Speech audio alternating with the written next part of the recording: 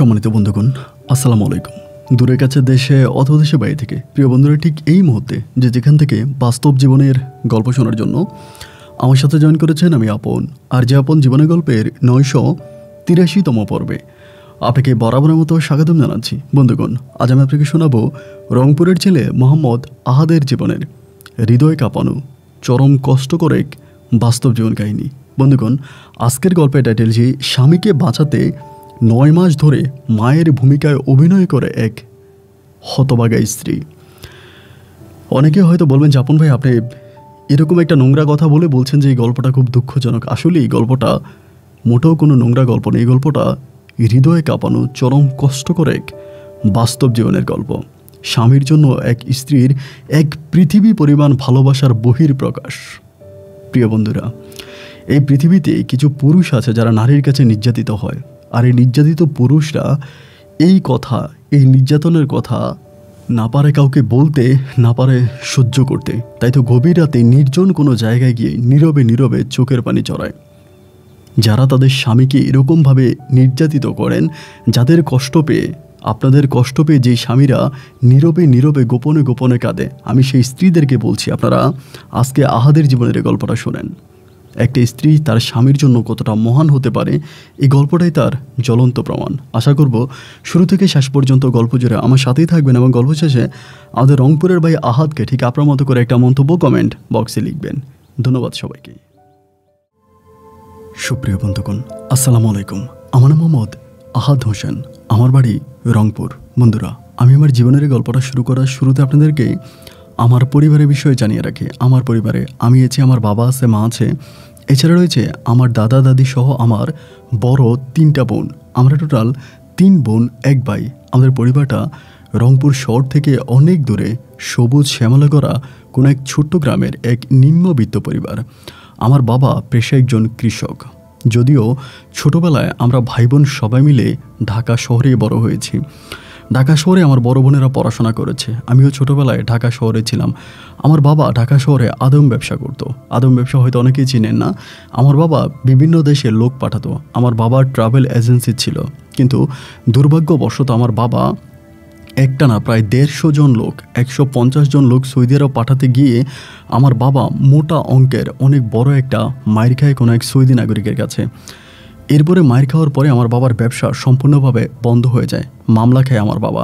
দীর্ঘ প্রায় 3 বৎসর জেলের ঘানি টানার পরে আমার বাবা ব্যবসা বাণিজ্য সব কিছু বন্ধ করে মাটির টানে রংপুরে চলে আসে। এবং রংপুরে আসার পরে আমার দাদার যে সামান্য সম্পত্তিটুকুন ছিল, এটুকুনের মধ্যে আমার বাবা দুমুঠো ভাত খেয়ে বাঁচার জন্য চাষাবাদ শুরু করে। অনেক দুঃখ কষ্টে অভাবে অনটনে আমাদের দিনগুলো কাটতে থাকে। আমার খুব স্পষ্ট মনে আছে, আমরা যখন শহরে থাকতাম, প্রতি ঈদে গাড়ি নিয়ে বাড়িতে আসতাম। আমার এলাকার মানুষগুলো আমাদেরকে কত আদর করতো, কত যত্ন করতো, কত ভালোবাসতো। কিন্তু সেই মানুষগুলো এখন রাস্তাঘাটে আমাদের দেখলে সহ্য করতে পারে না। লোকেরা আমার বাবাকে দালাল বলে ডাকে, আদমের দালাল বলে ডাকে। খুব খারাপ ভাষায় আমার বাবার সাথে কথা বলে। এই পৃথিবীতে আমার কাছে মনে হয় খুব ছোটোবেলা থেকে আমি উপলব্ধি করতে পেরেছি যে মানুষের মতো গিরগিটিও রং বদলাতে পারে না। মানুষ আকাশের চেয়েও দ্রুত পাল্টে যেতে পারে। যাই হোক, ছোটোবেলা থেকে মানুষের প্রতি এক ঘৃণা নিয়ে আমার জন্ম হয়। আমি বড় হতে থাকি। একটা পর্যায়ে আমি তখন প্রাইমারি স্কুলের গণ্ডি পার করি। আমি যখন প্রাইমারি স্কুল শেষ করি, তখন আমার বাবা দুঃখ কষ্ট যন্ত্রণার মাঝেও আমার বড় 3টা বোনকে বিয়ে দিয়ে দেয়। আমার একদম ছোট যে বোনটা ছিল, ও ক্লাস 9-এ পড়া অবস্থায় তাকে বিয়ে দিয়ে দেয়। কারণ গ্রামের মানুষ আমার বাবাকে নিয়ে এত পরিমাণের বাজে এবং কুরুচিপূর্ণ কথা বলতে শুরু করে যে মনে হয় কয়েক বছর পরে আমার বোনগুলোকে আর বিয়েই দেওয়া যাবে না।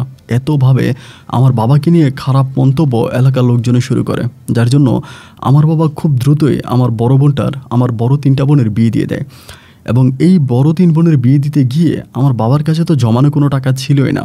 আমার দাদার শেষ যেটুকুন সম্বল ছিল, যেটাকে পুঁজি করে আমরা দিনে 3 মুঠো ভাত খেয়ে বেঁচে থাকতাম, সেই ধানি জমিগুলো আমার বাবা বিক্রি করে দেয়। এবং সেগুলো বিক্রি করে দিয়ে আমার বড় 3টা বোনকে আমার বাবা বিবাহ দিয়ে দেয়। এরপরে আমার বাবার কাছে অবশিষ্ট আর কিছুই থাকে না। সর্বোপরি আমার বাবা আমাদের এলাকারই আমার এক দূর সম্পর্কের কাকার ওষুধ দোকানে চাকরি করে। এবং সেই ওষুধের দোকানে চাকরি করে আমার বাবা খুব কম টাকা উপার্জন করে, অল্প কয়েক টাকা বেতন পায়। সেই দিয়ে আমার মা, আমি, দাদা দাদি মিলে 3 বেলা ভাত খেতে পারি না। তার উপরে আমার পড়াশোনা। আমি প্রাইমারি স্কুলের গণ্ডি পার করি এবং প্রাইমারি স্কুলে আমি খুব ভালো রেজাল্ট করি। প্রাইমারি স্কুলে আমি এতটাই ভালো ছিলাম যে আমি 1 বছর প্রাইমারি স্কুলে পড়াশোনা করেছি। তো আমাদের এলাকার এক শিক্ষক ছিলেন, তিনি আমাকে অত্যাধিক ভালোবাসত। ওনার নাম ছিলেন নাদের আলী স্যার, মানে নাদের আলী মাস্টার। তিনি আমাদের এলাকার খুবই নামি দামি একজন মানুষ ছিলেন। তো তিনি দেখতে পাইছে যে আমি এসএসসি মানে আপনার ক্লাস 5-এ খুব ভালো রেজাল্ট করেছি এবং এরপর আমি ক্লাস 6-এ ভর্তি হইনি। ভর্তি হইনি এই কারণে যে 6-এ ভর্তি হইতে হলে আপনার স্কুল ড্রেস কেনা লাগবে, বই কেনা লাগবে এবং প্রাইমারি স্কুলে তো সবই সরকারি থাকে, এজন্য খুব বেশি একটা বিপদে পড়িনি। কিন্তু হাই স্কুলে পড়তে হলে তো সব কিছু নিজেকেই কিনতে হবে। তো এরকম সামর্থ্য আসলে আমার বাবার নাই, আমাকে সব কিছু কিনে দিয়ে পড়াশোনা করার মতো সামর্থ্য আমার বাবার নাই। যার জন্য তখন খুব বিপাকে পড়ে গেলাম, খুব টেনশনে পড়ে গেলাম এবং পড়াশোনাও বন্ধ করে দিলাম। আমার সব বন্ধুরাই ক্লাস 6-এ ভর্তি হয়েছে। আমাদের প্রাইমারি স্কুলের পাশে হাই স্কুল ছিল, বাট আমি তখন ভর্তি হলাম না। ওরা ভর্তি হয়ে যাওয়ার ঠিক 3 মাস পরে, একদিন মাগরিবের পরে ওই নাদের আলী মাস্টার আমাদের বাড়িতে আসছে। আমাদের বাড়িতে এসে আমার আব্বার নাম ধরে ডাকতেছে। আমার আব্বা তখন ঘর থেকে বের হয়েছে। বের হওয়ার পরে আমার আব্বাকে জিজ্ঞেস করলো যে তোমার ছেলে আহাদ কোথায়? আমার আব্বা বলে আছে তো ভিতরে। স্যার তখন আমার আব্বাকে বললো যে তুমি আহাদকে স্কুলে ভর্তি করাও নাই, ওর ক্লাসমেট সবাই ক্লাস 6-এ ভর্তি হয়েছে, আহাদকে ভর্তি করাওনি কেন? আমার আব্বা তখন এক পৃথিবী কষ্ট বুকে চাপা দিয়ে বলল যে আসলে দেখেন স্যার, আমি একটা ওষুধ দোকানে চাকরি করি, অল্প কয়েক টাকা বেতন পাই, ওই টাকা দিয়ে আমি নিজেই চলতে পারি না, ছেলেকে কী করে হাই স্কুলে ভর্তি করাবো? ওকে হাই স্কুলে ভর্তি করতে গেলে ওর স্কুল ড্রেস সহ অনেক বেশি জিনিসপত্র লাগবে, এগুলো কেনার মতো সামর্থ্য তো আমার নাই, যার জন্য আমি ওকে আর ভর্তি করাইনি। স্যার তখন দুঃখ করে বলল যে তুমি জানো তোমার ছেলেটা কতটা মেধাবী, তোমার ছেলেটাকে যদি তুমি পড়াশোনা করাতে পারো তাহলে একদিন সে মানুষের মতো মানুষ হবে, চেষ্টা করো তোমার ছেলেটাকে পড়াশোনা করানোর জন্য। এই বলে আমার ওই নাদার আলী মাস্টার আমাদের বাড়ি থেকে চলে যায়। এরপরে আমার বাবা অনেক কাঠগড় পুড়িয়ে স্কুল ড্রেস কিনে এবং খুব কষ্ট করে আমাকে আমাদের এলাকার একটা স্কুলে ভর্তি করায়। আমি তখন ক্লাস 6-এ নতুন করে ভর্তি হই এবং 6-এ তো আমি খুব ভালো রেজাল্ট করি। 6 থেকে আমি যখন 7-এ উঠি তখনই মরার উপরে খাড়া বলে একটা ওয়ার্ড আসে। হঠাৎ করে আমার মায়ের ক্যান্সার ধরা পড়ে। আমার মা খুবই দেখতে শুনতে অনেক ভালো একজন মহিলা ছিল। আমি যখন ক্লাস 6 থেকে 7-এ উঠি তখনই আমার আম্মার ক্যান্সার, এবং আম্মার যখন ক্যান্সার হয় আমার আম্মা তখন আর কোনো কাজ করতে পারে না। বাসায় রান্নাবান্না থেকে শুরু করে যাবতীয় যত কাজ আছে সব কাজ করা আমার মায়ের বন্ধ হয়ে যায়। তখন আমার দাদা দাদি রান্না বান্না করা, তাদের খাবার দাবার এবং আমার বাবার খাবার দাবার সব কিছু মিলিয়ে, এবং ওই ক্যান্সার আক্রান্ত মায়ের আমার প্রতি মাসে টাকাও লাগে। আমার আব্বা দেখা যায় যে ঔষধের দোকানে চাকরি করে, সেখানে যে টাকা বেতন পায় তার অর্ধেকের চেয়েও বেশি টাকা চলে যায় আমার আম্মার ঔষধ বাবদ, আমার আম্মার ওষুধ কেনার জন্য। এতটাই অভাবে পড়ে যায় যে অভাবের বর্ণনা দিয়ে শেষ করতে পারবো না। মাঝে মাঝে মনে হয় যে আল্লাহ জন্মটা কেন দিলা, এবং জন্মই যদি দিবা, মানুষের যদি বানাবা, তবে মানুষের মাঝে এত অভাব তুমি কেন ঢেলে দিলা? জঙ্গলে বসবাস করা কোনো প্রাণী, তাদের তো অভাব নেই, সকালে বেরোলেই তারা খাদ্য পেয়ে যায়, কিন্তু আমরা মানুষরা কেন খাদ্য জোগাড় করেও খাদ্য খেতে পারি না? এতটা কেন অভাব অনটন আমাদের মাঝে? সেই মানুষকে নাকি তুমি আবার সৃষ্টি শ্রেষ্ঠ যে বানিয়েছ। সৃষ্টিকর্তার উপরে, মহান রাব্বুল আলামিনের উপরে আমার তখন ছিল এক পৃথিবী পরিমাণ অভিযোগ। 6-এ ওঠার পরে পুনরায় আমার আবারও পড়াশোনা বন্ধ হয়ে যায়। বাড়িতে দাদা দাদি রান্নাবান্না, খাওয়া দাওয়া করানো থেকে শুরু করে বাড়ির যাবতীয় যত কাজ আছে সব কাজগুলো তখন আমিই করতাম। এভাবে 1 মাস কেটে যাওয়ার পরে সেই নাদার আলী মাস্টার পুনরায় আমাদের বাড়িতে আবারও আসে। এসে আমাকে বাড়িতে পাই বিকালবেলা, আমি তখন মুরগির ঘরে সামলাচ্ছিলাম। আমাকে এসে বলে, কী ব্যাপার আহাত, তুমি আবারও স্কুলে যাওয়া বন্ধ করে দিয়েছো?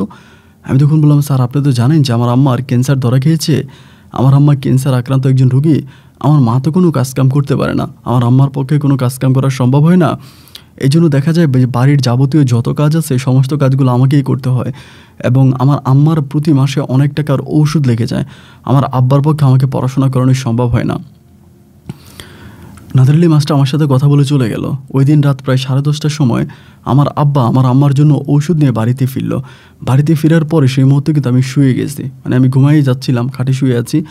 আমার আব্বা তখন আমার ঘরের দরজায় গিয়ে আমাকে ডাকলো যে আহাদ একটু উঠে আয়। আমি উঠে আসলাম। আসার পর আব্বা আমাকে আমাদের ঘরের যে বারান্দা ছিল বারান্দায় নিয়ে বসলো। বাইরে একেবারে প্রখর চাঁদের আলো, খুবই মিষ্টি মুখর একটা পরিবেশ। আমার বাবা আমাকে বলল, আহাদ তোর কি পড়াশোনা করতে ইচ্ছে করে? আমি তখন নিচের দিকে তাকিয়ে আছি। বাবা আমাকে পুনরায় আবারও জিজ্ঞেস করে, আহাদ তোর কি পড়াশোনা করতে ইচ্ছে করে? আমি তখন বাবাকে বললাম যে বাবা, মধ্যবিত্ত অথবা নিম্নবিত্ত পরিবারের সন্তানের তো অনেক কিছু ইচ্ছা করে, কিন্তু সব ইচ্ছা কি তাদের আর পূরণ হয়? আমার বাবা তখন আমাকে জড়িয়ে ধরে বলল যে দেখ, তোর যদি পড়াশোনা করতে সত্যি ইচ্ছে করে, ঘরের কাজ আমি যেভাবেই পারি করে নিব। সকালে আমি ওষুধের ফার্মেসিতে যাওয়ার আগে তোর দাদা দাদি রান্নাবান্না থেকে শুরু করে এবং তোর আম্মার ওষুধ থেকে শুরু করে সব কিছু ঠিকঠাক করে আমি আমি ফার্মেসিতে যাব, তুই বাড়ি থেকে চলে যা। আমি তখন বললাম, বাবা এটা তুমি কি বলো, আমি বাড়ি থেকে কোথায় যাব, তুমি আমাকে কই পাঠাচ্ছ? আমার আব্বা বলে, আমি ওই নাদার আলী মাস্টারের সাথে কথা বলেছি, নাদার আলী মাস্টার বলেছে তাকে তোর বাড়িতে নিয়ে যাবে, তুই তার বাড়িতে থেকে পড়াশোনা কর, তুই চলে যাবে বাড়ি থেকে, সে তোকে খাওয়া দাওয়া করাবে, তোর বইপত্র কিনে দেবে, কাপড় চোপড় কিনে দেবে, সব কিছু করবি, তো ওখানে চলে যা।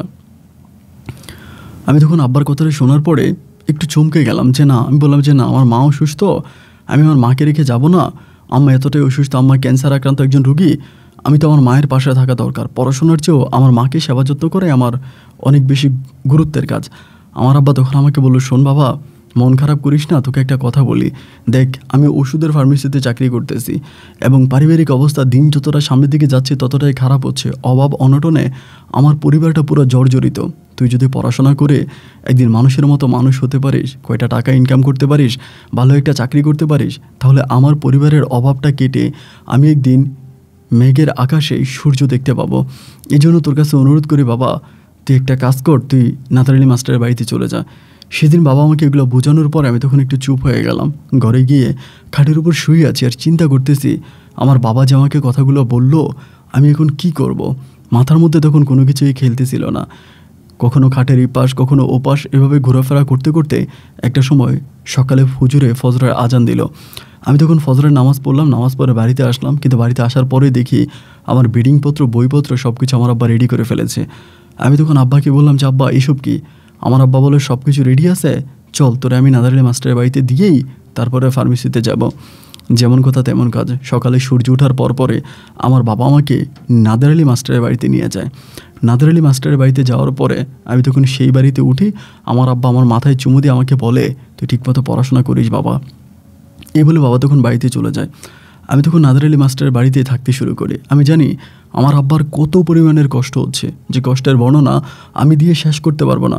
সকালে সূর্য মামা উঠার আগে আমার বাবা ঘুম থেকে উঠে যেত, হাঁস মুরগি ঠিকঠাক করতো, রান্না বান্না করতো, দাদা দাদির কাপড় চোপড় ধুয়ে দিত, মায়ের ময়লা কাপড় চোপড় ধুয়ে দেওয়া থেকে শুরু করে একটা কাজের মহিলার সারাদিনের কাজ আমার আব্বা 2 ঘন্টায় সম্পূর্ণ করতো।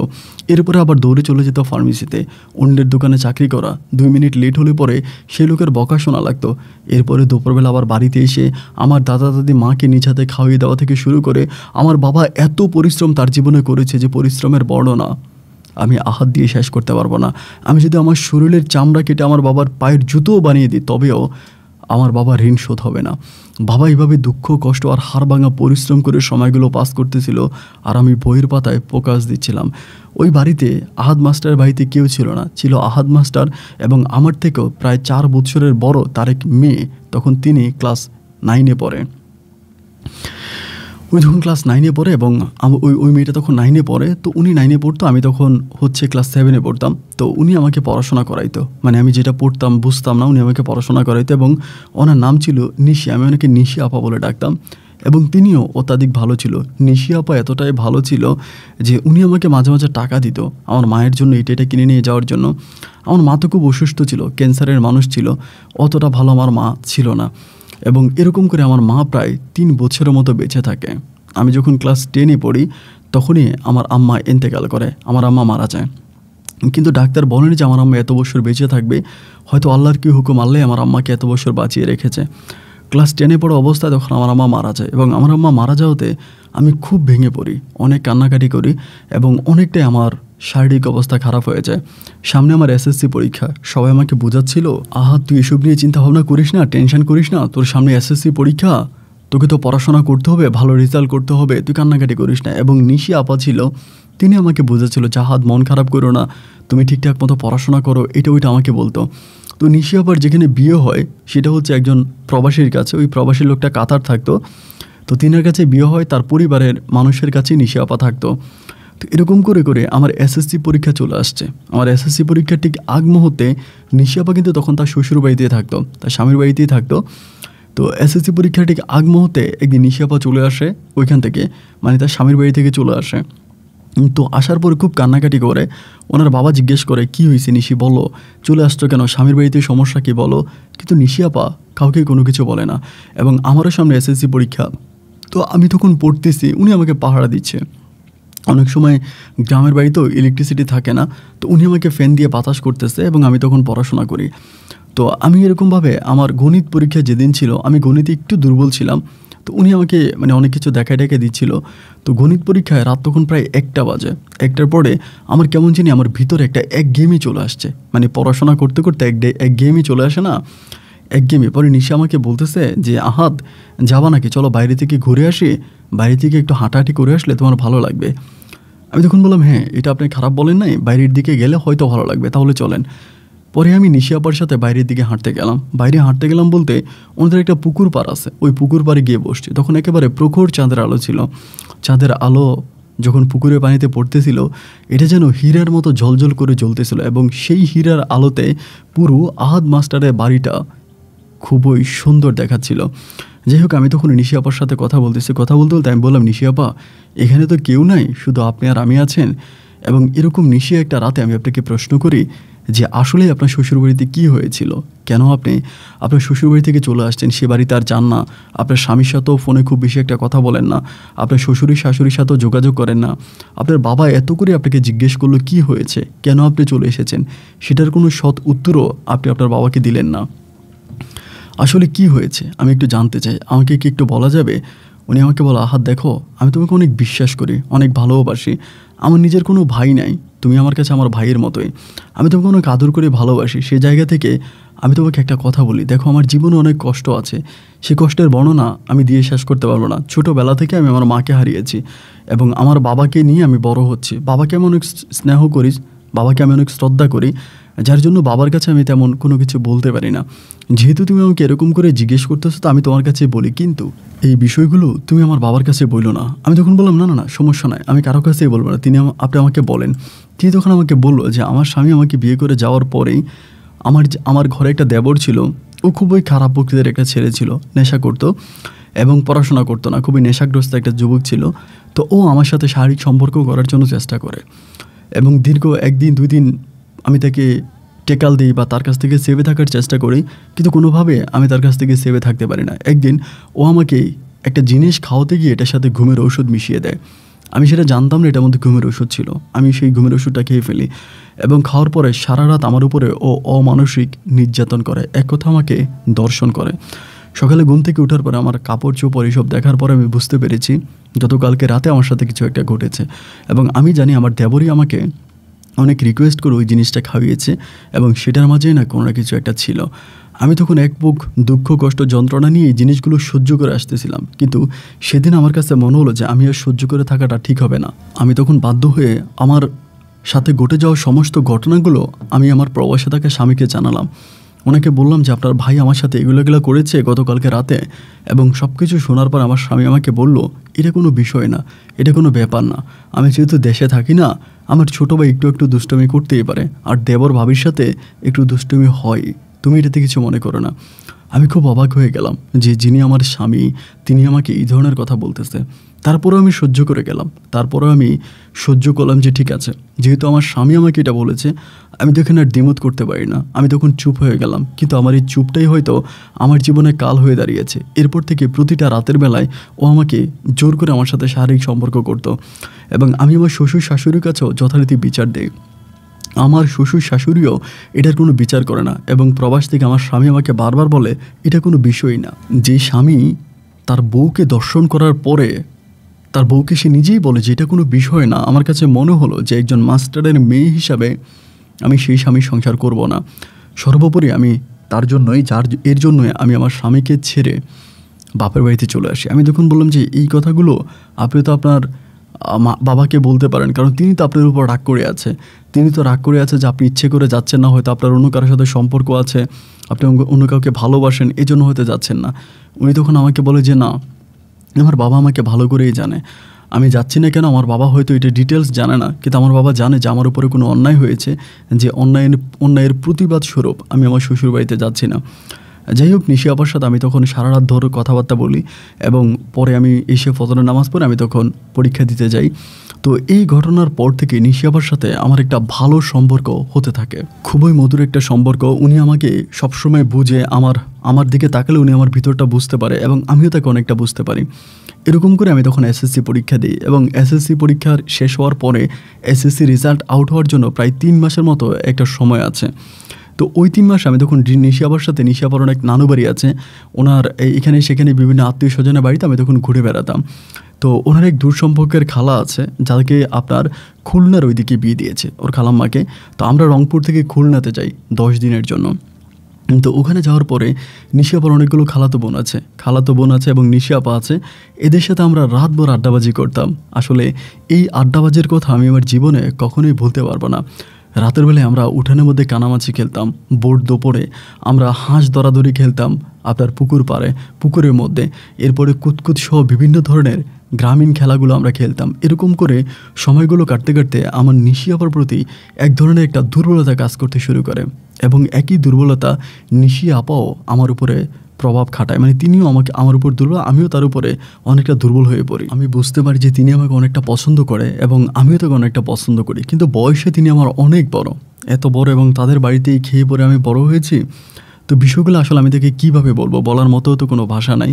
এভাবে তার নানু বাড়িতে, তার খালার বাড়িতে অনেক দিন ধরে থাকার পরে তার একটা ছোটো খালাতো বোন আছে। ওই মেয়েটা তখন ক্লাস 7-এ পড়তো, ওর নাম ছিল ঝুমা। তো ঝুমা নামের ওর ওই ছোটো খালাতো বোনটা একদিন আমাকে বলতেছে যে আহাদ ভাইয়া আপনাকে একটা কথা বলবো, আপনি কারো কাছে বললেন না। আমি তখন বললাম আচ্ছা ঠিক আছে, কারো কাছে বলবো না, বলো কী হয়েছে। আমাকে বলে নিশি আপা তো আপনার বয়স অনেক বড়, তাই না? আমি বললাম হ্যাঁ বড়। বলে আপনাদের না দুজনের মাঝে অনেক বর্নিং, মানে আপনারা একজন আরেকজনকে অনেক বুঝেন, এবং কেন জানি আমার কাছে মনে হয় যে নিশি আপাকে যদি আপনি বিয়ে করেন বা নিশি আপা যদি আপনাকে বিয়ে করে তাহলে আপনারা দুজনেই অনেক বেশি ভালো থাকবেন। আপনারা কি একজন আরেকজনকে বিয়ে করবেন?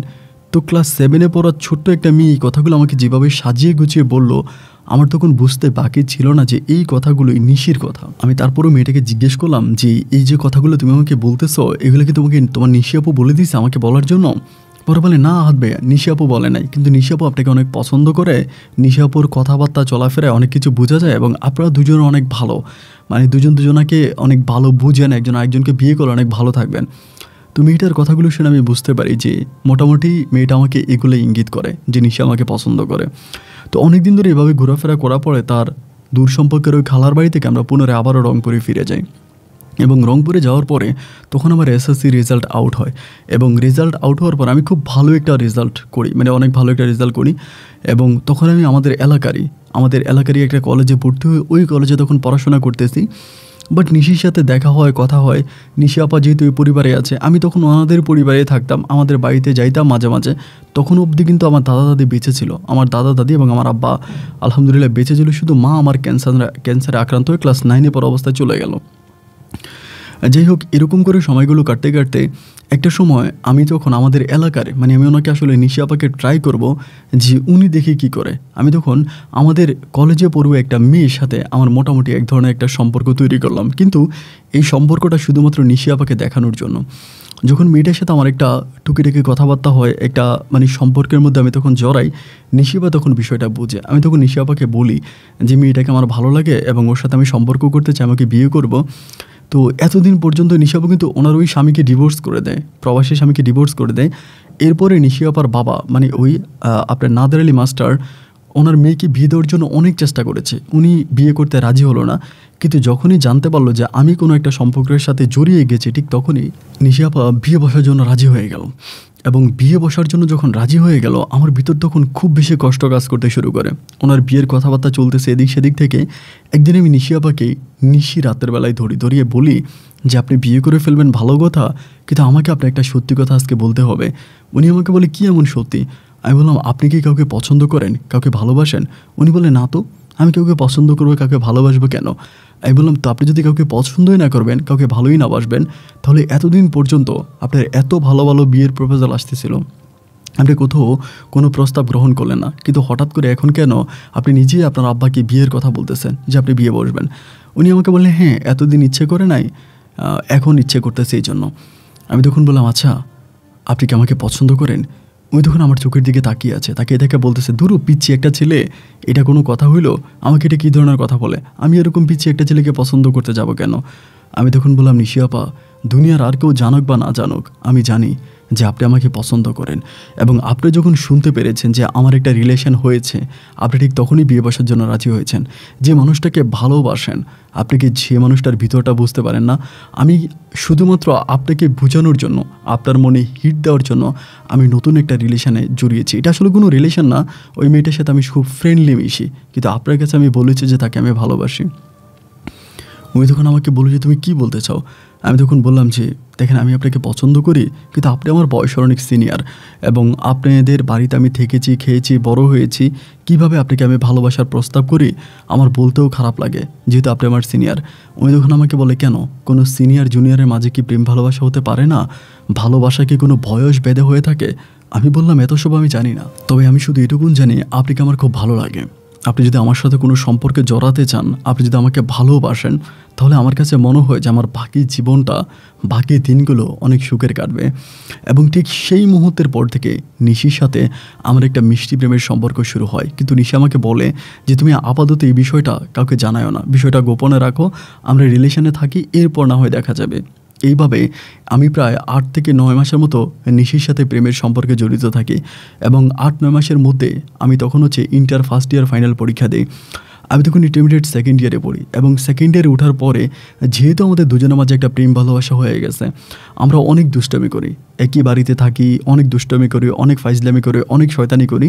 তো তখন আবার ওই নাদার আলী মাস্টার কিন্তু রিটায়ার্ড হয়ে গেছে, উনি রিটায়ারে চলে গেছে, এবং উনি রিটায়ারমেন্টে মোটামুটি যে টাকা পেয়েছিল সেই সমস্ত টাকা উনি এলাকার এক মসজিদের কাজে দিয়ে দিয়েছে, যেহেতু ওনার আর কোনো ছেলে মেয়ে নেই। পরে ওনাকে ওই এলাকার মসজিদের মুয়াজ্জিন থেকে শুরু করে অন্য লোকেরা নাদার আলী মাস্টারকে বলতেছিল যে আপনি এটা কি করতেছেন, আপনার যুবতী একটা মেয়ে, তাকে বিয়ে দিয়েছেন, সে তার শ্বশুরবাড়ি থেকে চলে আসছে, ডিভোর্স হয়েছে, যাই হয়েছে, কিন্তু এই যে একটা বেগানা ছেলেকে আপনি এই পরিবারে রাখতেছেন, সত্য হলেও তো দুই রক্ত, এবং এ তো আপনি আল্লাহর কাছে পাপী হবেন। এরকম করে এলাকার লোকজন তখন নাদার আলী মাস্টারকে এটা ওইটা বলতে থাকে, বিভিন্ন ধরনের কুরুচিপূর্ণ কথাবার্তাগুলো বলতে থাকে। এবং এই কথাগুলো বলার পরে নাদার আলী মাস্টার তখন আমার উপরে কিছুটা ক্ষিপ্ত হয়ে যায়। মানে ক্ষিপ্ত হয়ে যায় বলতে বিষয়টা এরকম যে উনি তখন আর চাচ্ছিল না যে আমি এই পরিবারে থাকি এবং আমি যেন ওনার পরিবার থেকে চলে যাই, তিনি এটাই চাচ্ছিল। দীর্ঘ এতগুলো বৎসর যে পরিবারে ছিলাম, শুধুমাত্র নিশির সাথে সম্পর্ক হওয়ার কারণে আমি তখন সেই পরিবার ছেড়ে আমার বাবার পরিবারে চলে আসি। এবং বাবার পরিবারে আসার পর থেকেই শুনতে পাইলাম যে নিশাপাকে বিয়ে দিয়ে দেবে, নিশাপাকে বিয়ে দেওয়ার জন্য অনেক ভালো ভালো বিয়ের প্রপোজাল আসতেছে, বিয়ে দিয়ে দেবে এরকম আভাস। তো নিশাপাও তখন কান্নাকাটি করে, একইভাবে আমিও তখন কান্নাকাটি করি। আমার বাবা আমাকে অনেকটা ভালোবাসতো, এবং বাবা তখন আমার ভিতরটা বুঝতে পারে যে আমার মন খারাপ হয়ে বসে থাকি, কান্নাকাটি করি, ঠিকমতো পড়াশোনা করি না, এবং পড়াশোনার প্রতি আমার কোনো অ্যাটেনশন নাই। এই বিষয়গুলো আমার আব্বা খুব ক্লিয়ার বুঝতে পারে, এবং বুঝতে পারবার একদিন বাবা আমাকে ডেকে জিজ্ঞেস করে যে সমস্যা কী, আমার ভিতরে কী সমস্যা হয়েছে, আমি পড়াশোনা কেন করি না, কেন আমি এভাবে আমার জীবনটাকে নষ্ট করতেছি, এগুলো জিজ্ঞেস করার পরে আমি তখন আমার বাবার কাছে কোনো কিছু লুকাই না, বাবার কাছে সব কিছু খুলে বলি। এবং বাবার কাছে বলার পরে বাবা তখন খুব অবাক হয়ে আমাকে বলে, আমি নাদার আলী মাস্টারকে যতটুকু চিনি, তিনি আমাদের এলাকার সবচেয়ে ভালো একজন ব্যক্তিত্ব, অনেক ভালো একজন লোক, এবং তিনার মেয়েকে তুই বিয়ে করবি, এটা তো আমার জন্য অনেক বড় একটা পাওয়া। আর আমি জানি নাদার আলী মাস্টারের কাছে আমি যদি ওনার হাত চেপে ধরি, উনি কখনো আমাকে শূন্য হাতে ফিরাই দেবে না।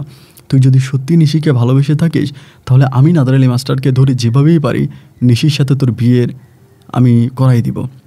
আমি তখন আমার আব্বাকে বললাম যে আব্বা প্লিজ, তুমি যদি পারো এই কাজটা করো। আমার আব্বার সম্ভবত তখন নাদার আলী মাস্টারের সাথে কথা বলে তার 2 দিন পরে নাদার আলী মাস্টার একদিন তাদের বাড়িতে আমাকে ডেকে নিয়ে যায়। ডেকে নিয়ে খুবই গোপনীয়তা রক্ষা করে আমাকে তখন এই বিষয়গুলো পরিপূর্ণভাবে জিজ্ঞেস করে। উনি যখন আমাকে বিষয়গুলো জিজ্ঞেস করতেছিল, আমার ভিতরে তখন অনেকটা ভয় ঢুকে যায়। মানে আমি প্রচণ্ড রকমের ভয় পাই যে মাস্টার মানুষ তো, কি বলে না বলে, বা আমি কি কথা বলতে গেলে কি হয়ে যায় না হয়ে যায়, খুবই ভয়ভীতি কাজ করে।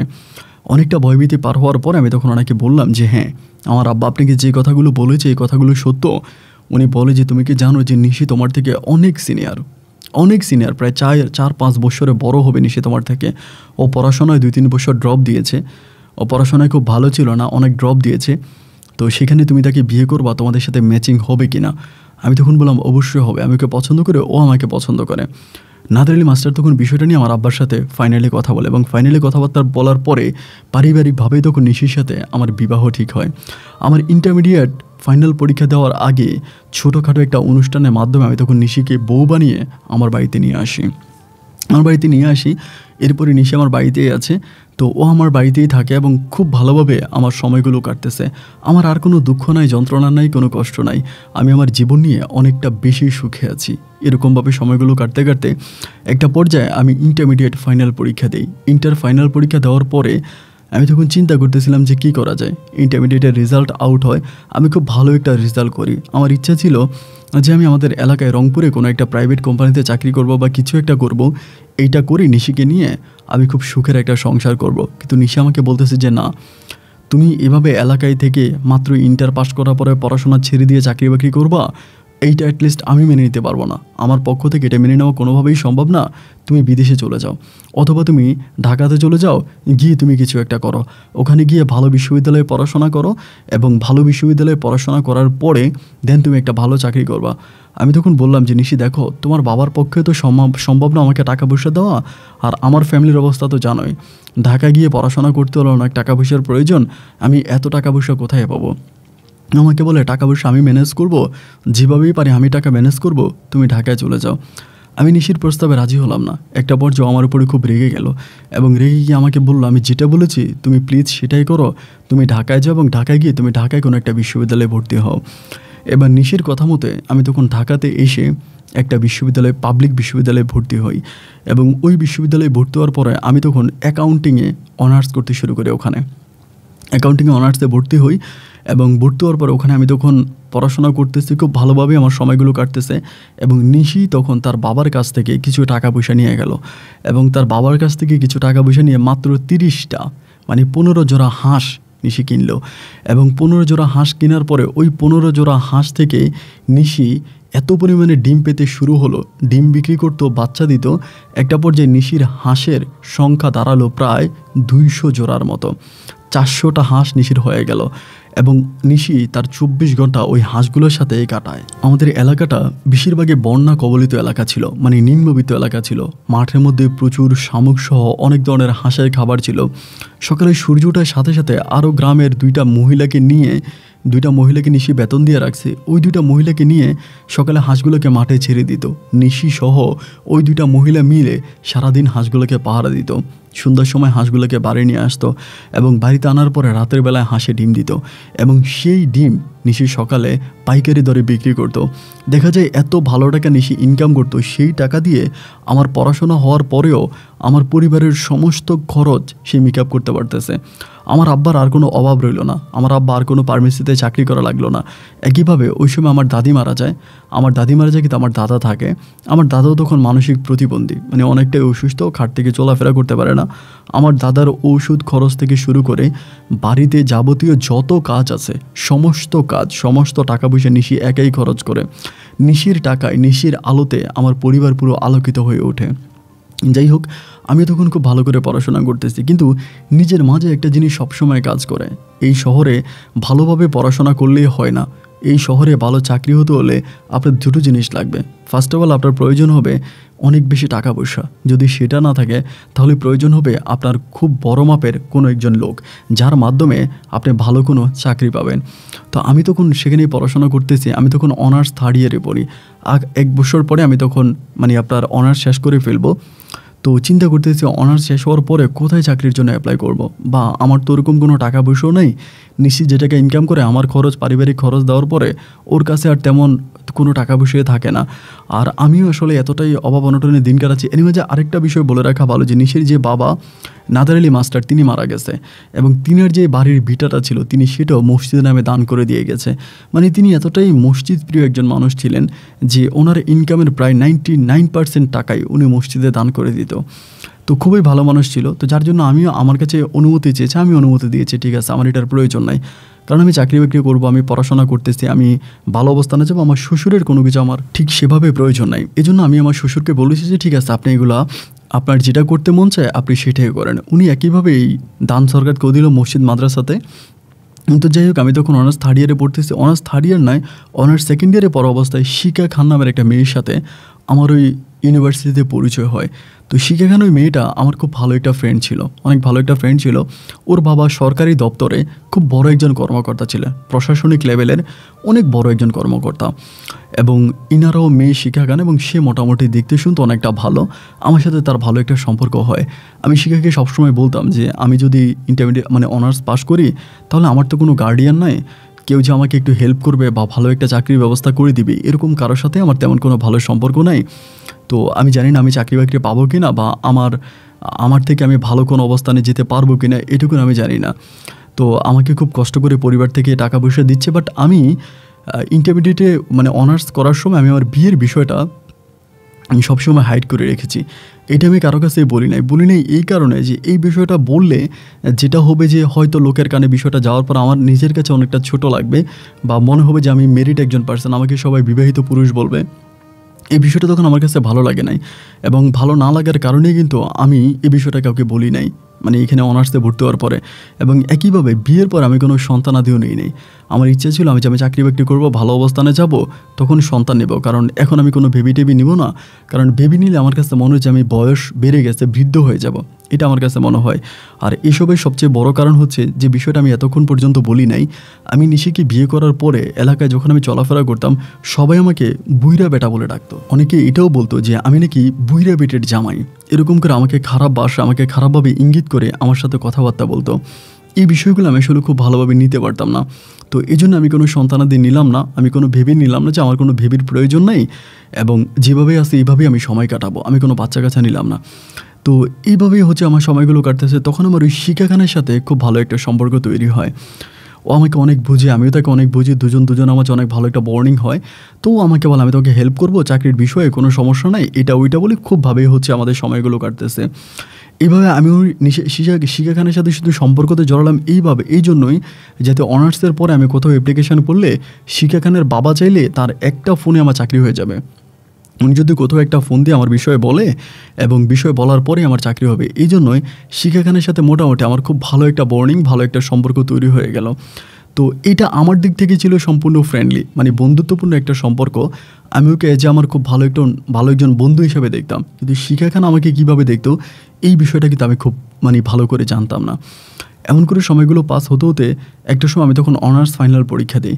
অনার্স ফাইনাল পরীক্ষা দেওয়ার পর আমার রেজাল্ট আউট হয়। আমি তখন আমার বউয়ের সাথে, নিশির সাথে কথাবার্তা বলি। নিশি তখন আমাকে বলে যে তুমি জবের জন্য ট্রাই করো, চাকরির জন্য ট্রাই করো, এবং তুমি জব পেয়ে যাবা, এটা ওইটা বলে ও আমাকে খুবভাবে করতেছে। তো আমি যখন অনার্স শেষ করলাম, রেজাল্ট আউট হওয়ার পরে বিভিন্ন জায়গায় চাকরির জন্য অ্যাপ্লিকেশন করতেছে। কোনো জায়গায় আসলে কোনোভাবে চাকরির ভালো কোনো সুরাহার পাচ্ছি না, ভালো কোনো চাকরি হচ্ছে না। এবার আমি সর্বশেষ শিখা খানের আশ্রয় নিলাম। ওকে বললাম যে আমি একটা বেসরকারি ব্যাংকে অ্যাপ্লিকেশন করব, এবং তোমার কাছে অনুরোধ করব যে তোমার বাবার ফ্রেন্ড, ওর বাবার ফ্রেন্ড আবার ওই বেসরকারি ব্যাংকের খুব বড় একজন কর্মকর্তা। আমি তখন বললাম যে তুমি ওনাকে বলে, তোমার আব্বাকে বলে আমাকে ওই চাকরিটার একটু ব্যবস্থা করে দাও।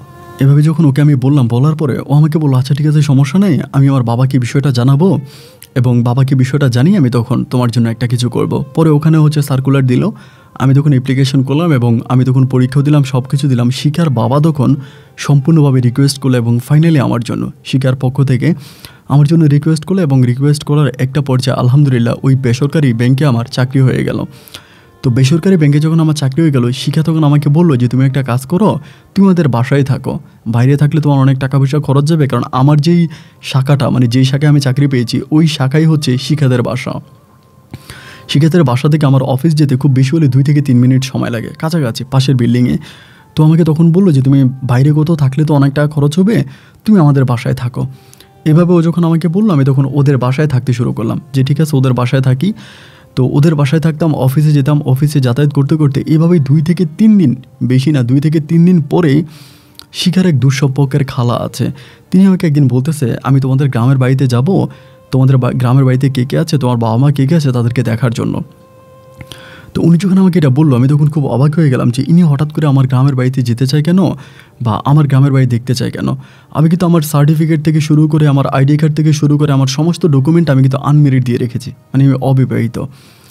তো এরকমভাবে উনি যখন আমার পরিবারে বারবার যেতে চায়, আমি তখন বিষয়টা বুঝতে পারি যে তিনি আসলে মূলত শিখাকে আমার কাছে বিয়ে দিতে চায়।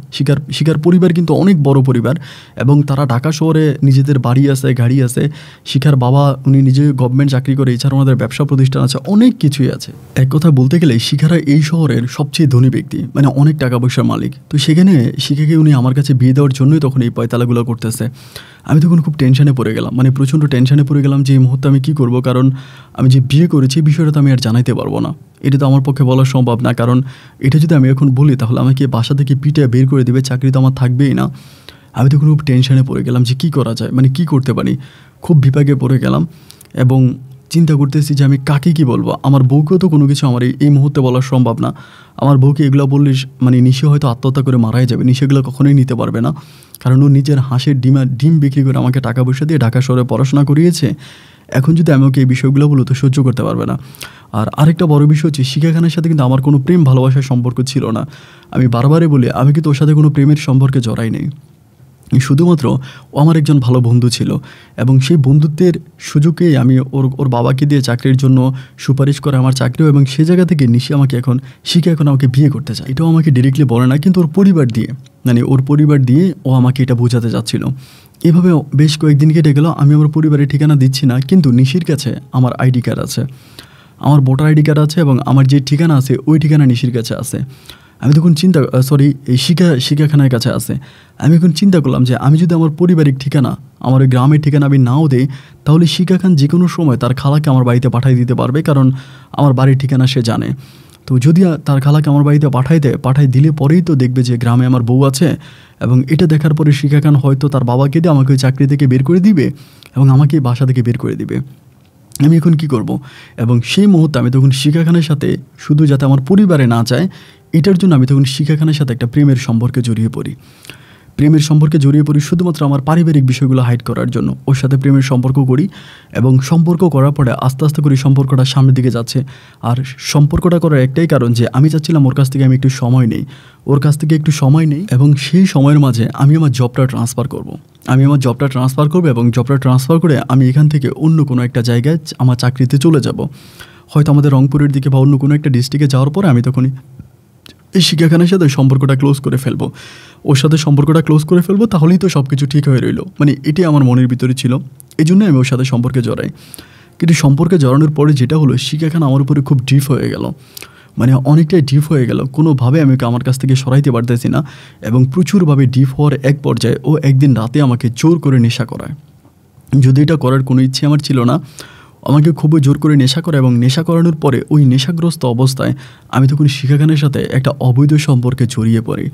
কিন্তু অবাক করা বিষয় হচ্ছে শিখা ও নেশা করতো, কিন্তু আগ থেকে ও করতো এবং এটা খেলেও ওর খুব বেশি একটা সমস্যা হয় না, মানে ওর ভিতরে এই জিনিসটা খুব বেশি একটা কাজ করে না এটা খাওয়ার পরে। বাট আমি যেহেতু প্রথম খেয়েছিলাম আমি নিজেকে কন্ট্রোল করতে পারিনি এবং কন্ট্রোল করতে না পেরে আমি ওর সাথে শারীরিক সম্পর্কে লিপ্ত হয়ে যাই। কিন্তু ওই শারীরিক সম্পর্কের ভিডিও শিখা খান করে রাখে এবং ওই ভিডিওটা কিন্তু ও আমাকে ফাঁসানোর জন্য করে না, আমাকে বিপদে ফালানোর জন্য করে না, ও শুধু ভিডিওটা করে রাখে যে আমি নেশা করার পরে কী পরিমাণের পাগলামি করতেছি। ওই পাগলামির মুহূর্তটাও তখন ভিডিও করে এবং ভিডিও করার পরে ও তখন এর পরের দিন যখন আমার সব কিছু ঠিক হয় ও আমাকে তখন ভিডিওটা দেখায়। এবং যখন আমাকে ভিডিওটা দেখায় আমি কিন্তু ওর মোবাইল ফোন থেকে ওই ভিডিওটা ডিলিট করতে পারি না, যে আমি ওর ফোনে গিয়ে ভিডিওটা ডিলিট করে দিব, কারণ এটা তো আমি পারি না, তাহলে তো মাইন্ড করবে, ও আমাকে সন্দেহ করে ফেলবে ভিডিও ডিলিট করতে গেলে।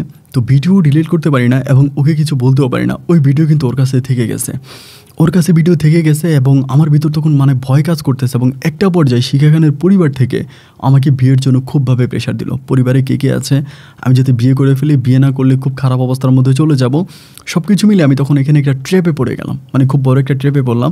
একটা সময় আমি সিদ্ধান্ত নিলাম যে আমার চাকরি যেদিকে যাবে আমি এখান থেকে পালায়া যাব, ওইরকম একটা চিন্তাভাবনার মধ্যে ছিলাম।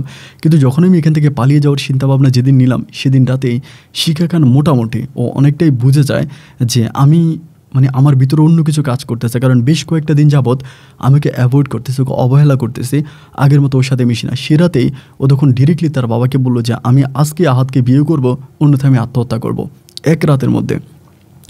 আমি জানি না ও হঠাৎ করে এই সিদ্ধান্তটা কেন নেয়, মানে কী কারণে ও এটা করে, ও আমার বিষয়ে কোনো কিছু জেনে যায় নাকি কী কারণে করে আমি জানি না। এবং সেদিন রাতে রাত 9টা বাজে ওর বাবা তখন সম্পূর্ণভাবে ওনার মেয়ের মুখের দিকে তাকিয়ে তাদের ওই শহরের বাড়িতে ওর মানে কিছু আত্মীয় স্বজন থেকে আমার সাথে শিখা খানের বিয়ে করাই দেয়। ওইটা কিন্তু আমি আমার গ্রামের বাড়িতে আমার বাবা মা কাউকে বা আমার বাবা মায়ের কথা জিজ্ঞেস করে আমি বললাম যে তারা গ্রামের মানুষ, আমার তো মা নাই বাবা আছে, বাবা অনেক অসুস্থ, বাবা আসতে পারবে না। তো এরপরে তারা তখন আমাকে ওখানে বিয়েটা করায় দেয়, আমার তখন ওখানে বিবাহ হয়। আমি যদিও করতে চাই, এখানে অনেক ঘটনা আছে, এই ঘটনাগুলোর দিকে আমি না যাই কারণ অনেক লম্বা হয়ে যাবে। একরকম জোর জবস্ত করে আমার সাথে সে এখানের বিয়েটা হয়। বিয়ে হবার পরে আমি তখন সেই পরিবারে আছি একইভাবে আমি তখন গ্রামেও যাচ্ছি, গ্রাম থেকেও আসতেছি, মাঝে মাঝে গ্রামে যাচ্ছি, গ্রাম থেকে আসতেছি, কিন্তু শিখা কিন্তু গ্রামে যায় না, ও আমার গ্রামে যায় না, আমার গ্রাম নিয়ে ওর কোনো ইন্টারেস্ট নাই। এরকম করে সময়গুলো কাটতে কাটতে একটা সময় নিশি আমাকে বলতেছে ও ভেবে নেবে। আমাকে বলে তুমি তো সবসময় বলতা যে তুমি পড়াশোনা শেষ করবা, চাকরি বাকরি করবা, চাকরি বাকরি করার পর তুমি বেবি নিবা, তো এখন তো তুমি চাকরি বাকরি করতেছো, তাহলে এখন বেবি নিতে সমস্যা কি, আমি এখন বেবি নিব। মানে ও তখন বেবি নেওয়ার জন্য আমার উপর একটা প্রেশার ক্রিয়েট করলো। নিশি যখন বেবি নেওয়ার জন্য প্রেশার দিল, আমি তখন ওকে বললাম যে দেখো একটু অপেক্ষা করো, বেবি তো নিবই, এতটা এক্সাইটেড হওয়ার কিছু নেই, একটু অপেক্ষা করো। আমি তখন মানে দুই নৌকায় পা দিয়ে আমার অবস্থা তখন এতটাই খারাপ হয়ে গেল যে আমি আসলে না পারতেছি এ পারে যাইতে, না পারতেছি ও পারে যাইতে, এবং মাঝখানে আমি তখন খুব খারাপ একটা মুহূর্ত পাস করতেছি, খুবই খারাপ একটা মুহূর্ত, এবং অলওয়েজ আল্লাহর কাছে কান্নাকাটি করতেছি যে আল্লাহ তুমি আমাকে একটা ভালো পথে নিয়ে যাও, একটা ভালো অবস্থার মধ্যে নিয়ে যাও। আমার পক্ষে তো এইসব আর মেনে নেওয়া সম্ভব হচ্ছে না, আমি তো এইসব আর পারতেছি না, যে আমি এখন কোন দিকে যাব, মানে কার সাপোর্টে যাব, আমি কি নিশির কাছে যাব না শিখার কাছে যাব, কার কাছে গেলে আমি ভালো থাকবো বা কাকে নিয়ে আমি সুখে থাকবো, আমি তো কোনো কিছুই বুঝতে পারতেছি না। একইভাবে নিশি আমাকে কত পরিমাণের ভালোবাসে যেটা আমি বলে শেষ করতে পারবো না। আর শিখাকে যদি কোনোভাবে আমি ছেড়ে দিই, শিখাও আত্মহত্যা করবে, ও বাঁচবে না, আমাকে প্রচণ্ড রকমের ভালোবেসে ফেলেছে। অ্যান্ড এরকম করে সময়গুলো কাটতে কাটতে আমি না হয় নিশিকে বাচ্চা নেওয়া থেকে বিরত রাখলাম, কিন্তু শিখাকে আমি বাচ্চা নেওয়া থেকে বিরত রাখতে পারলাম না। একটা সময় শিখা তখন বাচ্চা কনসেপ্ট করে ফেললো, এবং যখন বেবি কনসেপ্ট করে ফেললো আমি তখন কি করব, আমার তখন আর মানে কোনো কিছু উপায় নাই। এবং একটা পর্যায়ে শিখার ঘরে একটা মেয়ে সন্তান হয়ে গেল, নিশির ঘরে কিন্তু তখনও কোনো সন্তানাদি হয়নি। এবং মেয়ে সন্তানটা হওয়ার পরে আমার তখন কেন জানি আমার নিশির প্রতি ভালোবাসা বাড়তেছে, যে নিশিকে আমি প্রথম থেকে ঠকাচ্ছি, শুরু থেকে ওকে আমি ঠকাচ্ছি। এবং আমি তো প্রায় আপনার 1 মাসের ভিতরে 25-30 দিনে, মানে 25-26 দিনে হচ্ছে আমি আমার শিখার কাছেই থাকি, নিশির কাছে যাই, হয়তো 1 রাত দূরে থাকি। এবং দূরে থাকার পরে বাড়িতে আসার সময় ও কান্নাকাটি করে, ও মন খারাপ করে, এবং ও খুব বেশি আমাকে ভালোবাসে আর কি। কিন্তু আমি তো নিশির সাথে খুব বেশি থাকি না, থাকি শিখার সাথে। তো এই জন্য চিন্তা করতেছি আমি নিশিকে ঠকাচ্ছি, তো সারাক্ষণ আমার মনের ভিতরে কেমন জানি একটা কষ্ট কাজ করতে থাকে। সারাক্ষণ আমি নিশিকে নিয়ে চিন্তা করি, নিশিকে আমি ঠকাইলাম, নিশির সাথে আমি প্রতারণা করলাম, নিশির সাথে আমি বেইমানি করলাম। এই জিনিসগুলো তখন আমার ভিতরে কাজ করতে করতে আমি একটু গম্ভীর হয়ে যাই, খুব বেশি একটা কথা বলি না, কাজকর্ম ঠিকমতো করি না, অফিসে গেলেও ঠিকমতো কাজকর্ম করি না, এবং শিখার বাসায় আসলেও কেমন জানি একটু গম্ভীর ভাব করে থাকি। তো আমার ভিতরের অবস্থাটা তখন কিছুটা শিখা খান বুঝে যায়। ও তখন বুঝতে পারে যে আমি মানসিকভাবে অনেকটা বিপর্যয়ের মধ্যে পড়ে গেলাম, এবং অনেকটা কষ্টের মধ্যে পড়ে গেলাম, এবং খুব ডিপ একটা টেনশনের ভিতরে আছি। ও তখন চিন্তা করতেছে যে টেনশনটা কি, আমি কী নিয়ে টেনশন করি, এই বিষয়টা তখন ক্লিয়ার হতে পারে নাই। বাট আমাকে ট্রাই করতেছিল যে কেন আমি এইসব চিন্তাভাবনা করি, কেন আমি টেনশন করি, আমাকে বারবার প্রশ্ন করে কি হয়েছে তোমার, এত চিন্তাভাবনা কেন করো, কী নিয়ে ভাবো। আমি তাকে কোনো সদুত্তর দিতে পারি না, কোনো কিছু বলতে পারি না। এভাবে সময়গুলো কাটতে কাটতে আমার কাছে মনে হয় একটা পর্যায়ে শিখা খান বুঝে যায় যে বাড়ির মধ্যে আমার কোনো না কোনো একটা সমস্যা আছে, ও এটা বুঝে যায়। এবং বুঝে যাওয়ার পরে আমি তখন চিন্তা করতেছি এখন আমি কি করব। আজ এতগুলো বৎসর যাতে আমার বাড়িতে না যায়, আমার ঘরে না যায়, এই জন্য বিভিন্ন ধরনের অজুহাত, এক্সকিউজ, এটা ওইটা দিয়ে খুব কষ্ট করে আমি শিখা খানকে ঢাকাতে বন্দি করে রেখেছি যাতে আমার গ্রামের বাড়িতে যেতে না পারে। কিন্তু এখন তো আমার গ্রামের বাড়িতে যাবে, কারণ ও কেমন জানি আমার গ্রাম নিয়ে তার অনেক কৌতূহল। ও আমার বাবাকে ঢাকাতে নিয়ে আসবে, আমার বাবাকে ঢাকাতে রাখবে, আমার বাবাকে গ্রামে রাখবে না, আমার বাবা থাকলে হয়তো আমি ভালো থাকবো। এই বিষয়গুলো নিয়ে ও তখন খুবভাবেই হচ্ছে আমাকে প্যারা দিতেছে, আমি যে তোকে গ্রামে নিয়ে যাই, কিন্তু আমি তোকে গ্রামে নিবই না বা গ্রামে নিচ্ছি না। এরকম করে একদিন আমি অফিস থেকে আসলাম প্রায় আপনার 2:30 থেকে 3টার মতো বাজে। আসার পরে দেখলাম যে শিখা খান ঘরে নাই, মানে ও আর ঘরে নাই। ঘরে না থাকার পরে আমি কাজের মেয়েকে জিজ্ঞেস করলাম যে শিখা কোথায় গেল। পরে বলতেছে আপু তো তার শ্বশুর বাড়িতে গেছে। আমি তখন বললাম শ্বশুর বাড়িতে মানে? বলে হ্যাঁ, মানে আপনাদের বাড়িতে গেছে। আমি বললাম রংপুরে? বলে হ্যাঁ। আমি তখন সাথে তোরে কল দিলাম, কল দেওয়ার পর ও তখন প্রায় অনেকটা চলে গেছে, ও সকালেই বেরিয়ে গেছে, রংপুরে প্রায় অর্ধে জায়গায় চলে গেছে, ওদের গাড়ি নিয়ে গেছে। আমি তখন বললাম শিখা তুমি কই যাও? পরে বলে যাচ্ছি তোমাদের বাড়িতে। আমি তখন বললাম আমাদের বাড়িতে কেন? ও বলে তোমাদের বাড়িতে যাচ্ছি, তোমার বাবাকে নিয়ে আসো, তুমি যদি সারাক্ষণই টেনশনে থাকো, ডিপ্রেশনের মধ্যে থাকো, এবং সবসময় তোমার মাথায় খারাপ কাজ করে, তুমি ভালো থাকো না। এবং তোমার বাবা যদি তোমার সাথে থাকে, এখানে থাকে, তাহলে তুমি অনেক ভালো থাকবা। কারণ শিখার কাছে আমি কিন্তু আমার জীবনের অতীতের কথাগুলো বলেছিলাম যে আমার বাবা আমার জন্য এতটা কষ্ট করেছে, আমি অন্যের বাড়িতে গিয়ে পড়াশোনা করেছি, শুধুমাত্র নিশির বিষয় ছাড়া বাকি সবগুলো বিষয় আমি শিখা খানকে জানিয়েছিলাম। যার জন্য ওর মনে এটা আসলো, যদি আমার বাবা আমার সাথে থাকে, আমার বাবা আমার পরিবারে থাকে, এই পরিবারে থাকে, তাহলে হয়তো আমি অনেকটা ভালো থাকবো। এই চিন্তা ভাবনা করেও তখন গাড়ি নিয়ে রওনা দিল রংপুরের উদ্দেশ্যে। আমি তখন বললাম, শিখা প্লিজ তুমি যেও না, আমি শহরে বিয়ে করেছি, এটা আমার বাবা যদি জানতে পারে তাহলে বাবা কিন্তু খুব মাইন্ড করবে। আমাকে বলে মাইন্ড করবে কেন, এই জন্য তো আমি বাবুকে নিয়ে নিয়েছি।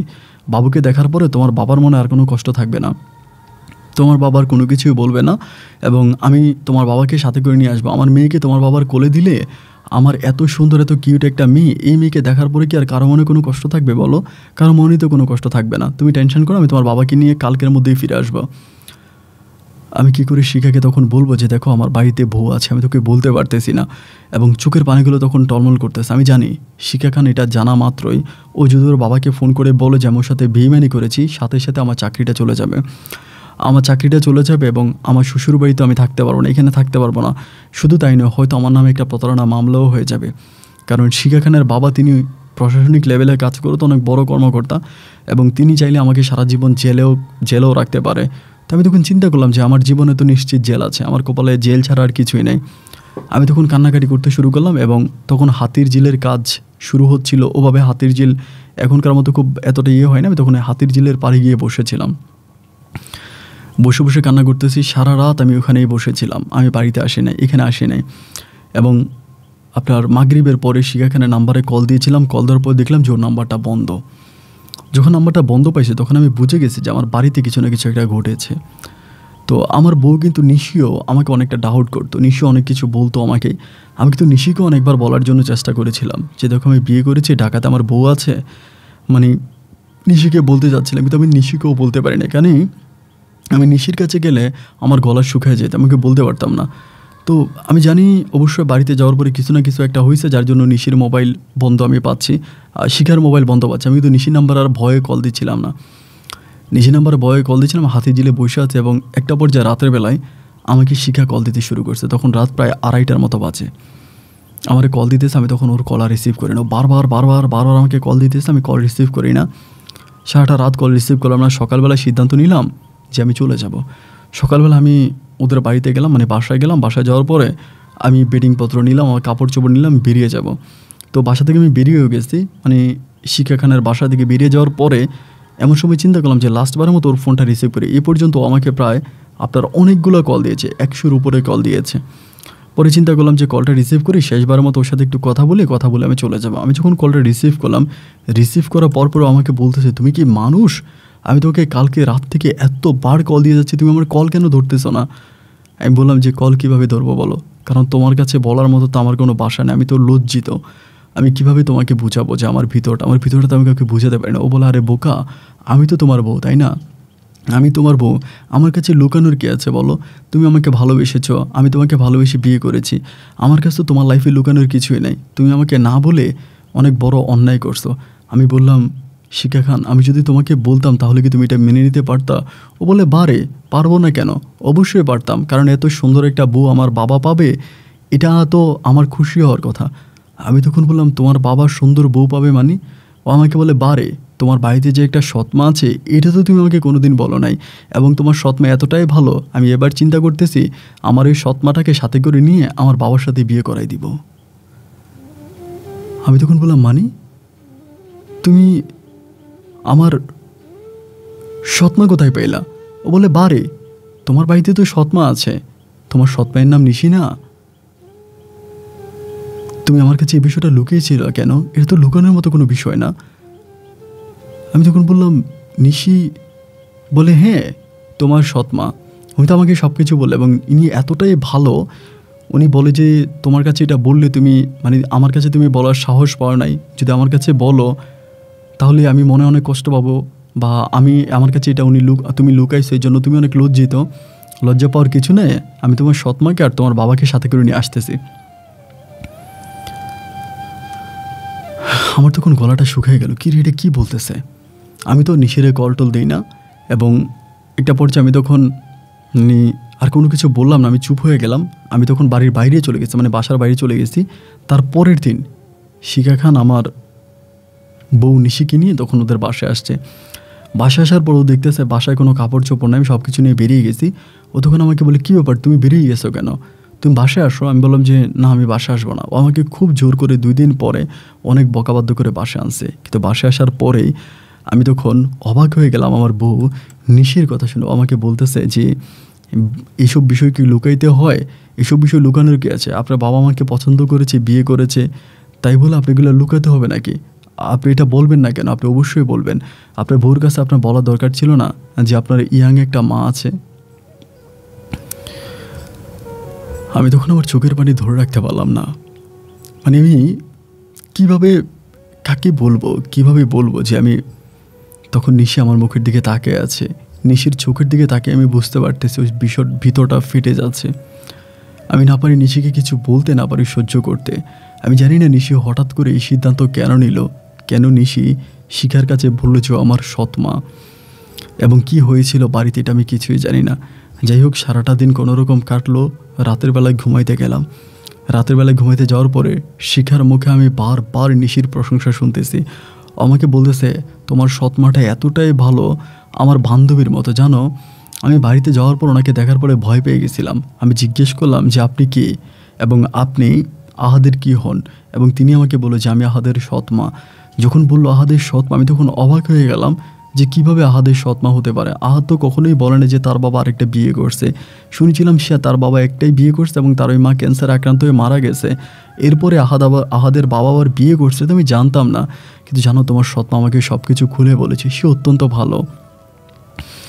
আমি নিশিকে বুকে জড়িয়ে ধরে চোখের পানিগুলো ফেলতে ফেলতে ঘুমিয়ে গেলাম। সকালে সূর্য উঠলো, গোসল করলাম, খাওয়া দাওয়া করলাম, করে অফিসের জন্য রওনা দিচ্ছি। আমার বউ, আমি শিখাকে বুকে জড়িয়ে ধরে ঘুমিয়ে গেলাম। নিশি তখন আমাকে সকালবেলা আমাকে দেখে বলতেছে, আপনি মনে হয় সারা রাত ঘুমান নাই, আপনি ঘুমাচ্ছেন না কেন, আপনি টেনশন করেন, আপনি ঘুমান। আমি তখন অফিসে গেলাম, অফিস করে অফিস থেকে আসলাম। একইভাবে আমি নিশিকে দেখি এবং আমাকে শিখা বলে যে তুমি তোমার মাকে মা করে ডাকো না কেন। নিশি তখন শিখাকে বলতেছে যে আমি তো দেখতে অনেকটা ইয়াং, এজন্য আমাকে মা করে ডাকলে আমার অনেক লজ্জা লাগে। এই জন্য আমি ওনাকে বলেছিলাম যে আমাকে মা না ডাকার জন্য, আমি ওনাকে এটা বলেছিলাম। তো শিখা তখন বলে যে সমস্যা কি, যেহেতু আপনি ওর বাবাকে বিয়ে করছেন তাহলে তো মা ডাকতেই পারে। নিশি তখন বলে আমার কাছে লজ্জা লাগে মা ডাকলে, এই জন্য ওকে আমি মা ডাকতে মানা করি। চোখের সামনে আমি আমার বউকে মা করে ডাকা, মায়ের ভূমিকায় দেখা লাগতেছে। এভাবে একদিন দুদিন নয়, প্রায় 6 থেকে 7 মাসের মতো কেটে যায়। একই বিল্ডিংয়ে, একই ছাদের নিচে, একই ঘরে আমি আমার 2 বউ নিয়ে থাকলেও একজন আমার বউ সত্যিকার হলো, আরেকজন বউ হয়েছে আমার কথিত মা। আমার কিছু করার ছিল না, আমি আসলে কোনো কিছু বলতে পারতেছিলাম না। আমি শিখাকে বারবার বলতেছিলাম একটা কাজ করে নিশিকে বাড়িতে পাঠিয়ে দাও, নিশিকে এখানে রেখে লাভ কি। ও আমাকে বলে না না না, ওনাকে আমি পাঠাবো না। নিশি অনেকবার চলে যেতেও চেয়েছিল, কিন্তু শিখা নিশিকে যেতে দিচ্ছে না, নিশিকে বারবার এখানে আটকায় রাখতেছে। আর আমার বাবা তখন খুব অসুস্থ বাড়িতে। আমি বারবার শিখারে বলতাম আমার বাবাকে দেখাশোনা করার মতো কেউ নেই, তুমি নিশিকে পাঠিয়ে দাও। শিখা তখন বলে যে যদি যেতে হয় গ্রামে তাহলে আমিই যাব, আমি তোমার আব্বার সেবা যত্ন করবো। নিশি আমার কাছে আমার বান্ধবীর মতো, ওরে আমি এখান থেকে রেখে কোথাও যাব না, ওকে আমি ছাড়বো না। এবং নিশি আমার সন্তানটাকে, আমার মেয়েটাকে নিজের মেয়ের মতো করে আদর যত্ন আর ভালোবাসা দিয়ে বড় করতেছিল।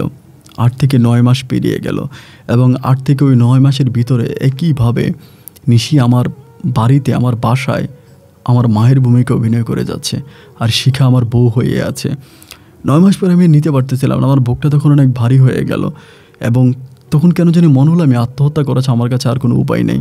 আমি না পারবো নিশির কাছে গিয়ে নিশিকে নিয়ে ভালো থাকতে, না পারবো শিখার সাথে নিশিকে কষ্ট দিয়ে ভালো থাকতে। একটা পর্যায়ে আমি একজন লয়ারের শরণাপন্ন হই, একজন উকিলের শরণাপন্ন হই এবং সেই উকিলকে আমার ভিতরের সমস্ত ঘটনাগুলো খুলে বলি যে দেখেন আমার জীবনে এই ঘটনাগুলো ঘটেছে। সব কিছু শোনার পরে উকিল আমাকে সিদ্ধান্ত দিল, দেখেন আইনের বাইরেও আমরা অনেক কিছু করি, যেটা আইনের বাইরে গিয়ে করতে হয় সেটাকে আমরা ইমোশনালি করি। তো আপনার তরফ থেকে, আমার তরফ থেকে আমি আপনার জন্য এটুকুনি করতে পারি, আমি আপনাকে সাজেশন দিতে পারি। বাংলাদেশে থাকলে আপনার যেই বর্তমান অবস্থা, আপনি যে কোনো সময় আত্মহত্যা করে মারা যাবেন, আপনি বাঁচবেন না। আপনার শারীরিক অবস্থা অনেকটা খারাপ হয়ে গেছে, দেখলেই বোঝা যাচ্ছে আপনি 24টা ঘন্টা টেনশন আর ডিপ্রেশনের মধ্যে থাকেন। আপনি যদি বাঁচতে চান একটা কাজ করেন, আপনি আপনার 2 বউকে দেশে রেখে আপনি দেশের বাইরে চলে যান। আমি তখন বললাম, দেশের বাইরে গিয়ে কীভাবে কী করবো? উনি বলে, হ্যাঁ, আপনি দেশের বাইরে চলে গিয়ে আপনার জীবনটাকে নতুন করে সাজান, আপনি শিখা আর নিশির জাল থেকে বেরিয়ে আসেন। আমি তখন বললাম, শিখার ঘরে আমার সন্তান আছে, আমার একটা মেয়ে সন্তান, আমার এই ফুটফুটে সন্তানটাকে রেখে আমি চলে যাবো? উনি বলে, হ্যাঁ, যদি নিজে বাঁচতে হয় তাহলে অনেক কিছুই ত্যাগ করতে হবে। আপনি মনে রাখবেন যে নিজের জীবন বাঁচানো ফরজ, আর আপনি এখান থেকে চলে যাবেন এই কারণে আপনার নিজেকে বাঁচানোর জন্য। আমি তখন বললাম, এটাই করবো? উনি বলে, হ্যাঁ, এটাই করেন। সবশেষ বাধ্য হয়ে আমি তখন গোপনে গোপনে পাসপোর্ট করি, এবং এই পাসপোর্টের বিষয়টা আমি কাউকে জানাই না। পাসপোর্ট করে কাউকে কোনো কিছু না জানিয়ে আমি তখন ইতালির উদ্দেশ্যে রওনা দিই। প্রায় সে সময়ে 14 লক্ষ টাকা খরচ করে আমি তখন ইতালিতে চলে আসি। এবং ইতালিতে আসার পরে, ইতালিতে যখন আমি চলে আসার পরে আমি আর কারোর সাথে যোগাযোগ করি না। আমি দীর্ঘ প্রায় 1 বছর পরে তখন ইতালিতে আসার পরে আমি নিশিকে ফোন করি। ফোন করে আমাকে বলি যে, তুমি এই কাজটা কেন করলা? তুমি কেন এই কাজটা করলা? কেন তুমি আমার মায়ের ভূমিকায় 9 মাস ধরে অভিনয় করে গেলা? কেন শিখা বাড়ি যাবার পরে তুমি শিখার কাছে বললা যে তুমি আমার মা? এটা তুমি কেন বললা? ও বলে, জানো, আমি আগেই জানতাম যে ঢাকায় তোমার কিছু না কিছু একটা ঘটেছে, ঢাকায় তুমি কিছু না কিছু একটা করেছো। আর ওই শিখা মেয়েটা যখন একটা মেয়ে কোলে নিয়ে আমার ঘরে আসলো, আর ওই পিচ্ছি বাবুটার চেহারা দেখতে একদম তোমার মতো ছিল, আমি তখন বুঝতেই গেলাম যেটা তোমার বউ হবে। আমি তখন কি করে বলবো যে আমি তোমার বউ? এটা বলার পরেই হয়তো এই পিচ্ছিটার ভাগ্য ভেঙে যাবে, হয়তো তোমার সংসার ভেঙে যাবে। শেষ পর্যন্ত আমি মা বলে তোমার বাবাকে ম্যানেজ করে, খুব কষ্ট করে সব কিছু ম্যানেজ করে আমি চলে আসছি। আমি তো এখান থেকে চলে যেতে চাইতেছি, কিন্তু কোনোভাবেই আমাকে যেতে দিচ্ছে না। শিখা আমাকে আটকায় রাখছে। আমি বললাম, তুমি চলে যেতে পারতো? বলে, না, আমি চলে গেলে হয়তো আমি তোমাকে দেখতে পেতাম না, তোমার মেয়েটাকে দেখতে পেতাম না। তোমার মেয়েটাকে আর তোমাকে দেখার জন্যই আমি তোমার পাশে পড়েছিলাম। আমি তো তোমার কোনো ক্ষতি করি নাই, তারপরেও কেন তুমি সব কিছু ছেড়ে চলে গেলা? আমি তখন বললাম, আমি তোমার এই কষ্ট আর মেনে নিতে পারতেছিলাম না। আমাকে বলে, যা করেছো ভালোই করেছো। এবং এরপরে নিশি একটা সময় চলে যায়, এখান থেকে চলে যায়, এবং শিখাও তার মতো করে আমার মেয়ে নিয়ে ঢাকাতেই পড়ে থাকে। এভাবে আমাদের জীবন থেকে প্রায় 6 বৎসরটা পার হয়ে যায়, প্রায় 6 থেকে 7 বৎসরের মতো পার হয়। কিন্তু এই 6-7 বছরের সবচেয়ে অবাক বিষয় হচ্ছে, নিশি আর বিয়ে করে নাই।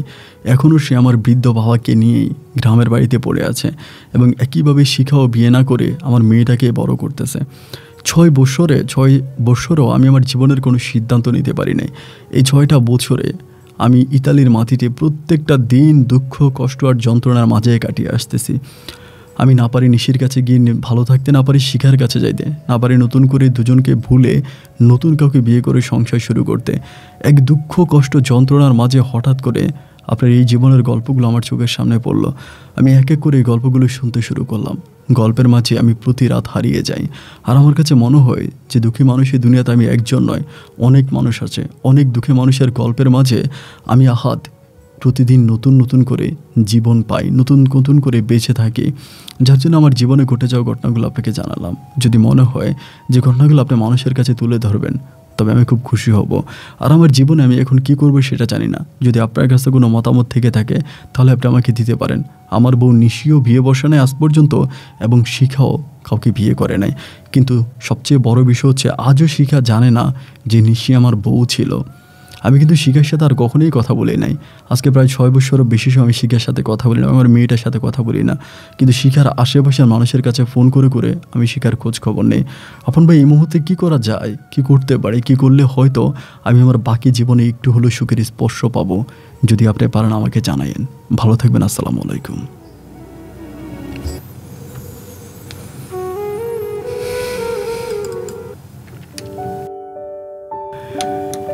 বন্ধুগণ, সবাইকে অনেক বেশি ধন্যবাদ এতক্ষণ পর্যন্ত রংপুরের ভাই আহাদের জীবনের বাস্তব গল্পটা শুরু থেকে শেষ অবধি আমার মুখ থেকে শোনার জন্য। বন্ধুরা, আমি গল্পটা আসলে জানি না আপনাদেরকে কতটুকু বোঝাতে পেরেছি। আমার শারীরিক অবস্থাটাও ভালো না, আমার অনেক ঠান্ডা লেগেছে, এই জন্য হয়তো রেকর্ডিং খুব ভালো করে করতে পারিনি। কিন্তু গল্পের যে বিষয়টা, সেই বিষয়টা আপনাদেরকে আই হোপ যে আমি বোঝাতে পেরেছি। তারপরেও কেউ যদি না বুঝে থাকেন কোনো বিষয়, আমাকে কমেন্ট করবেন, আমি চেষ্টা করবো উত্তর দেওয়ার জন্য। আহাদ ভাই সর্বোপরি আমার কাছে জানতে চেয়েছে যে এই মুহূর্তে তিনি কি করতে পারে বা কোন পথে তিনি যেতে পারে। আমার কাছে কেন জানি মনে হয় যে মানুষটা ঠিক এই মুহূর্তে না পারবে নিশির কাছে গিয়ে ভালো থাকতে, না পারবে শিখার কাছে গিয়ে ভালো থাকতে। তবে হ্যাঁ, যদি দুজনের মাঝে কারো কাছে এই লোকটার যেতেই হয়, তবে আমার কাছে মনে হয় তার নিশির কাছে যাওয়া উচিত। কারণ এই নিশি মেয়েটা আহাদের জন্য অনেক কিছু করেছে এবং আজ অবধি পর্যন্ত আহাদের অসুস্থ বাবার সেবা করে যাচ্ছে এই নিশি। শিখারও যে কোনো দোষ দিব তাও কিন্তু নয়, কারণ শিখারও একটা মেয়ে সন্তান আছে এবং শিখা কতটা ভালোবাসার পরে এরকম বিত্তশালী একটা পরিবারে জন্ম হবার পরেও নতুন করে কাউকে জীবন সঙ্গিনী না বানিয়ে সেই আহাদের জন্য আজ অপেক্ষা করে যাচ্ছে। আমি জানি না কী বলবো, সেটা আল্লাহই ভালো জানে। এবং আপনাদেরকে অনুরোধ করবো যে আপনারা একটা মন্তব্য লিখবেন আহাদের জন্য। হয়তো আপনাদের মন্তব্যটা দেখার পরে আমাদের ইতালি প্রবাসী আহাদ ভাই তার জীবনের একটা সঠিক সিদ্ধান্ত নিতে পারবে, যেই সিদ্ধান্তটা সে তার জীবনে 6 থেকে 7 বছরে নিতে পারেনি। বন্ধুরা সবাই ভালো থাকবেন, সুস্থ থাকবেন। আপনাদের সুস্থ থাকার প্রত্যাশা আমি আপনার আজকের মতো এখানেই বিদায় নিচ্ছি। আপনাদের সাথে আমার দেখা হবে অন্যদিন অন্য কারো বাস্তব জীবনের গল্প নিয়ে। আল্লাহ হাফেজ অ্যান্ড আসসালামু আলাইকুম।